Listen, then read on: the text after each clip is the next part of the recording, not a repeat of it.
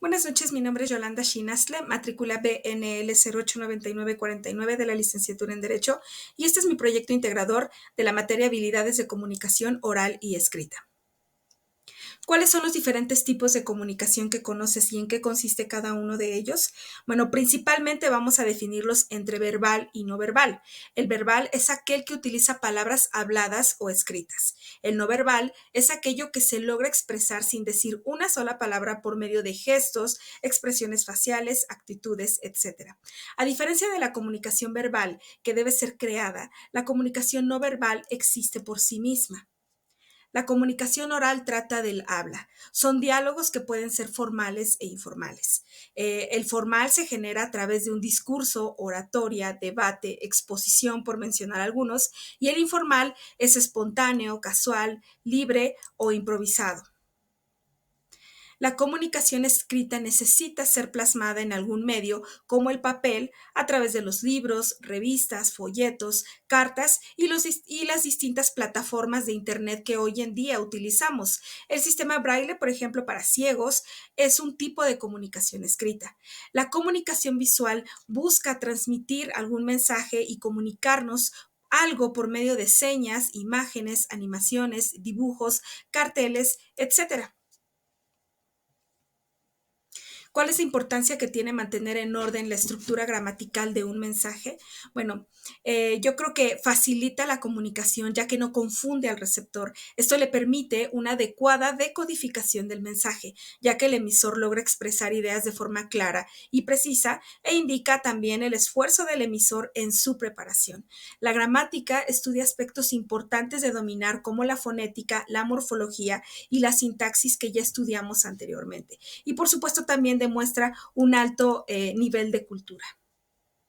¿Cuál es la diferencia entre la presentación oral y la oratoria? Bueno, son similares pero con un distinto enfoque. La oratoria tiene como objetivo principal persuadir e influir en el receptor.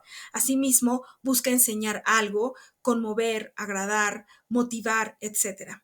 La presentación oral tiene como objetivo informar sobre una realidad específica por medio de palabras y apoyos visuales. En ambos casos, los oradores deben conocer el tema a profundidad, definir el propósito de la presentación, deben buscar una coherencia en las ideas a expresar y deben realizar un análisis previo a la audiencia. Y por supuesto, el orador debe tener credibilidad.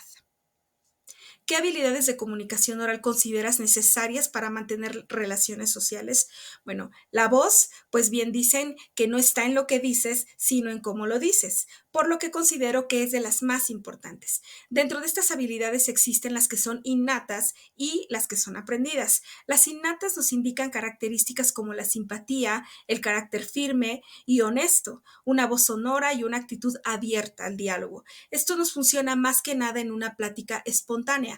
Por otro lado, tenemos las aprendidas, que son aquellas que desarrollamos, como la entonación de la voz, la fluidez al hablar, los ademanes adecuados, la expresión de gestos, la dirección de la mirada, etc. Estas características forman parte de la fórmula 3V para una comunicación efectiva y que son muy útiles cuando tenemos que dar una presentación oral formal. ¿Consideras que seguir los reglamentos ortográficos que existen hace la diferencia en la comunicación escrita y facilita la transmisión del mensaje? Sí, por supuesto, ya que si no se respetaran, es muy probable que se dificulte la legibilidad, cansemos al lector y lleguemos a confundirlo. Una mala ortografía nos da poca credibilidad y genera falta de seriedad. Escribir con una ortografía correcta nos permite organizar y expresar ideas de manera clara y precisa, sin malos entendidos y confusiones, logrando así transmitir adecuada y fielmente la idea del emisor. ¿Cómo describirías una comunicación efectiva? Yo creo que se logra cuando el emisor utiliza todos los elementos disponibles y necesarios que tiene a su alcance para transmitir un mensaje de manera correcta, entendible, clara y precisa. Por otro lado, el receptor concentra su atención al emisor para recibir el mensaje y entenderlo de manera objetiva, decodificarlo adecuadamente para incluso después tener la capacidad de retroalimentar. En palabras simples, una comunicación efectiva consiste en transmitir y recibir la misma idea. Gracias.